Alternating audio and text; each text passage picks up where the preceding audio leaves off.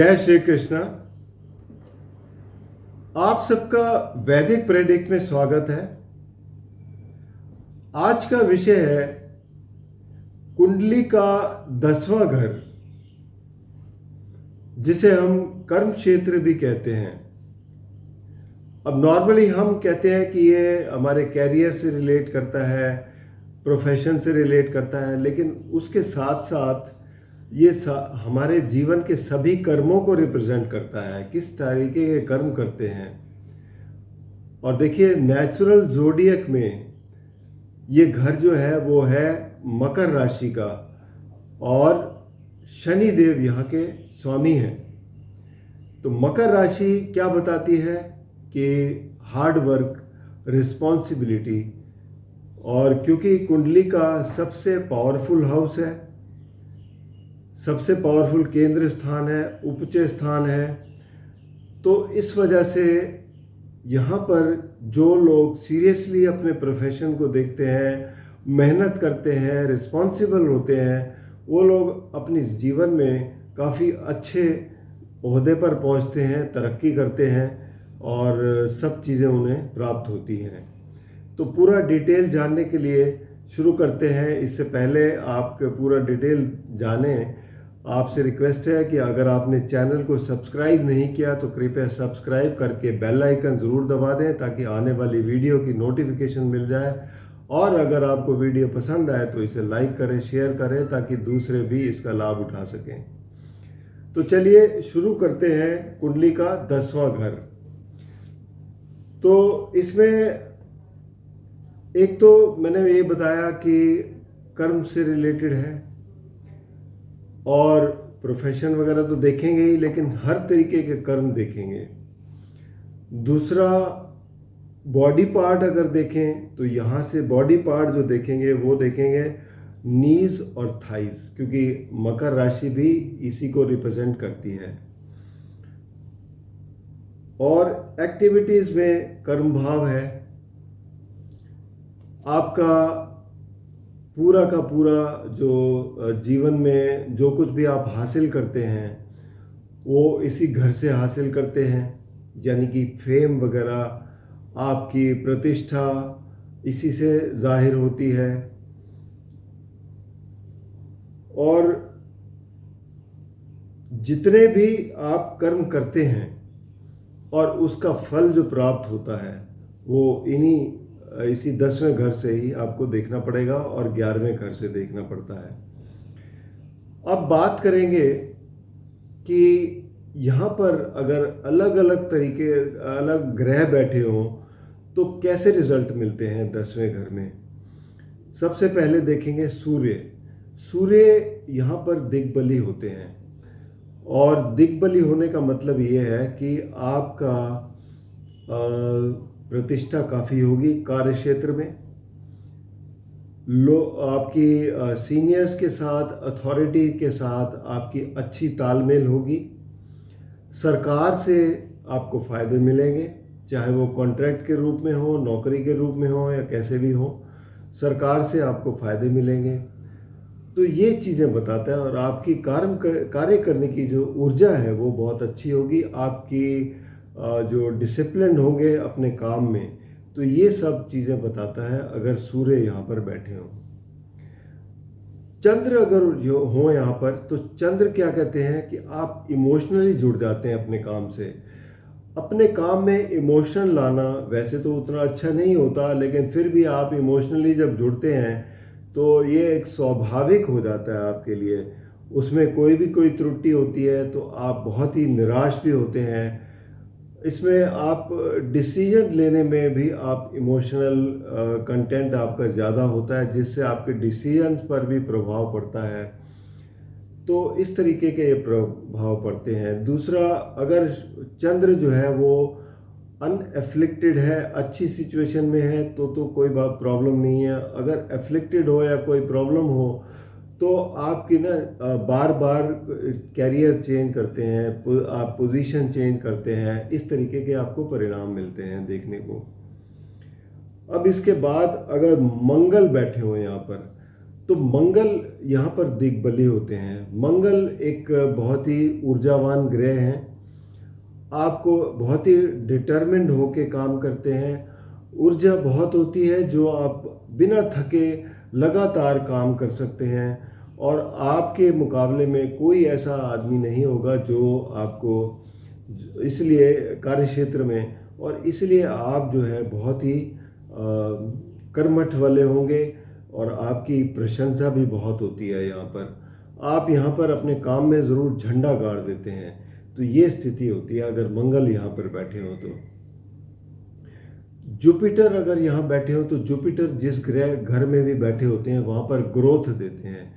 तो जुपिटर आपको काफ़ी ऊंचाइयों पर ले जाते हैं, आपके प्रतिष्ठा बढ़ती है, धन बढ़ता है, आपका जो स्टेटस है वो काफ़ी अच्छा हो जाता है, और इससे आपको और बहुत इजी लाइफ हो जाती है आपके कर्म क्षेत्र में।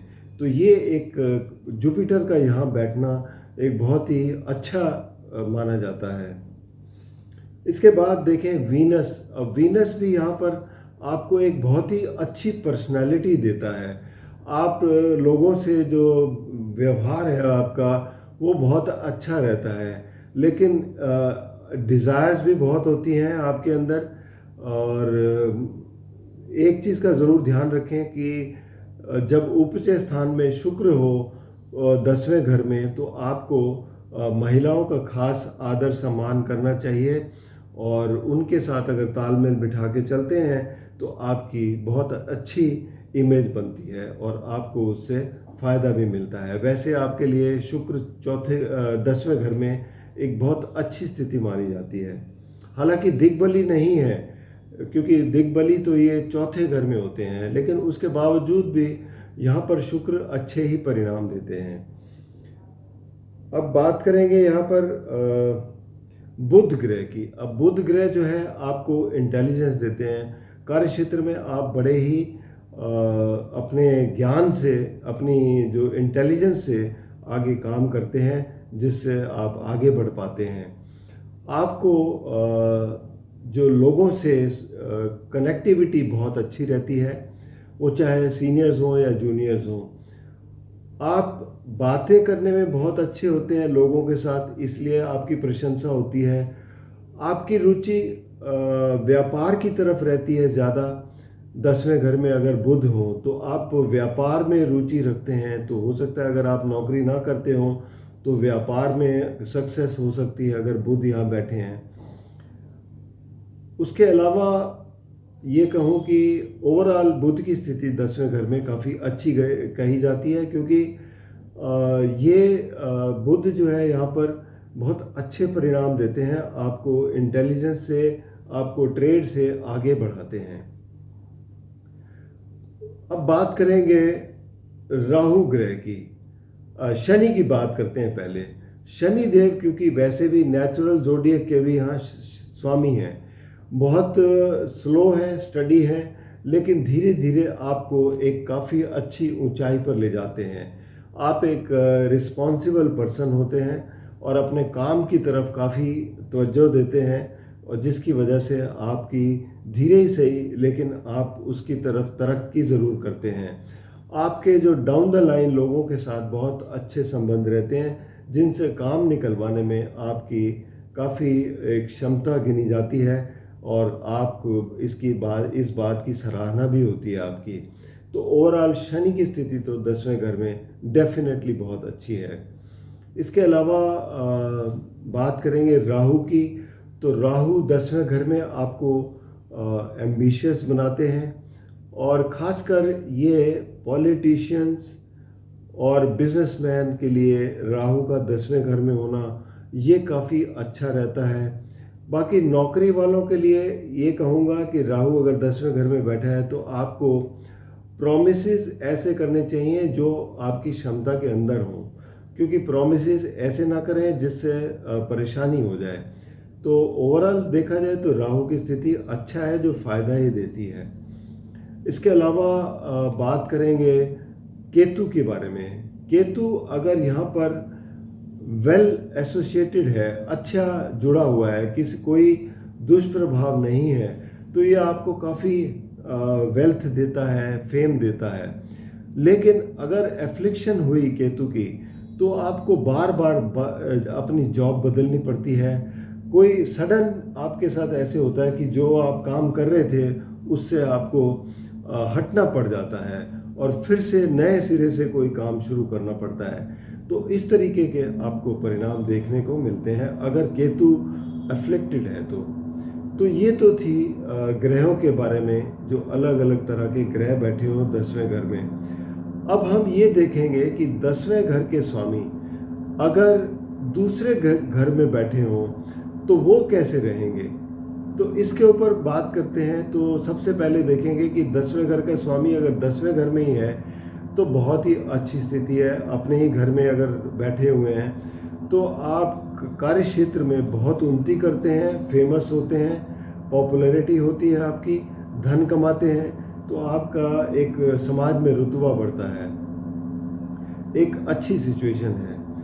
अगर 10वें घर के स्वामी 11वें में हो तो कार्य क्षेत्र में तो आपको तरक्की मिलती ही है, क्योंकि ये गेंस का हाउस है और कार्य क्षेत्र में आप आगे बढ़ते हैं, प्रमोशंस वगैरह मिलती हैं काफ़ी, और साथ में धन लाभ भी बहुत मिलता है और लोगों से भी आपकी नेटवर्किंग बहुत अच्छी रहती है।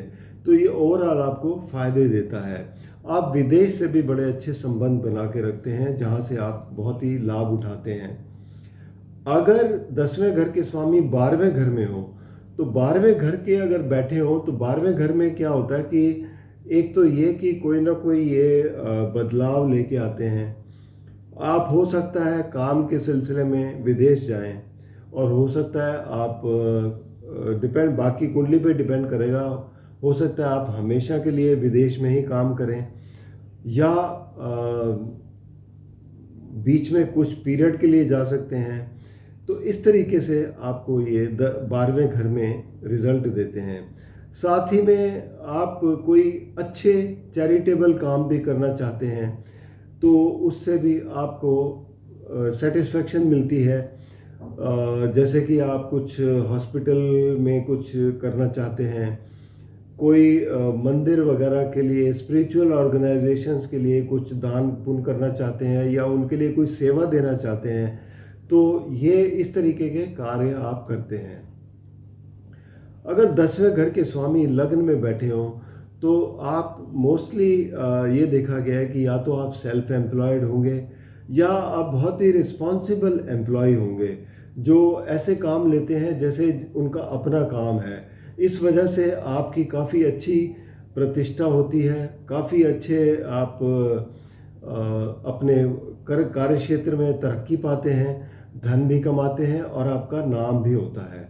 तो ये एक बहुत अच्छी स्थिति का निर्माण करता है। अगर कार्य क्षेत्र के स्वामी दूसरे घर में हो तो ये दर्शाता है कि आप हो सकता है फैमिली बिजनेस में हो, क्योंकि अगर आप जैसे होता ना कि घर में पिता का कोई बिजनेस है तो वही आप ज्वाइन कर लें, या फैमिली में और कोई बिजनेस करता है उस फैमिली के बिजनेस में ज्वाइन कर लें।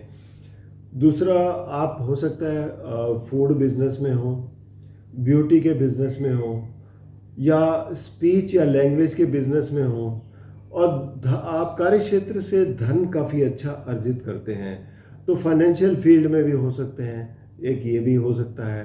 तो इस तरीके के परिणाम देखने को मिलेंगे।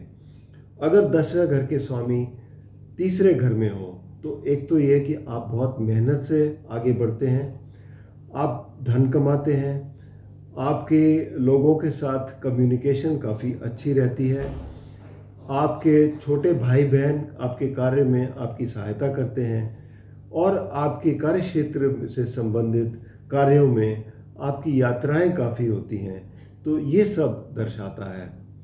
इसके अलावा देखेंगे 10वें घर के स्वामी अगर चौथे घर में बैठे हों तो चौथे घर में नॉर्मली क्या होता है कि आप हो सकता है शिक्षा के माध्यम से आप अपने काम को बढ़ावा दें, प्रॉपर्टी के बिजनेस में हो सकते हैं, उसमें उसमें कमीशन एजेंट हो सकते हैं। तो माता से आपको काफ़ी हेल्प मिल सकती है। आपके कार्य क्षेत्र में, तो इस तरीके के आपको परिणाम देखने को मिलेंगे। पांचवा घर में अगर बैठे हैं तो पांचवा घर एजुकेशन का है, बच्चों का है। तो हो सकता है आपके कार्य क्षेत्र में बच्चों का सहयोग हो, एजुकेशन से आपको सहायता मिले। रिसर्च वर्क में अगर आप हो तो उसमें आपको काफ़ी सहायता मिलती है। किसी एक्टिंग लाइन में हो, आर्ट फॉर्म में हो, उसमें आप काफ़ी अच्छा कर सकते हैं। तो ये इस तरीके से आप देखेंगे। स्पेकुलेशन में आपको काफ़ी लाभ मिलते हैं। तो ये सब आपको देखने पड़ते हैं। 10वें घर के स्वामी अगर छठे घर में बैठे हों, तो छठे घर में अगर बैठे हों तो हो सकता है कार्य के सिलसिले में आपको लोन वगैरह लेने पड़ सकते हैं अगर आप सेल्फ एम्प्लॉयड हैं।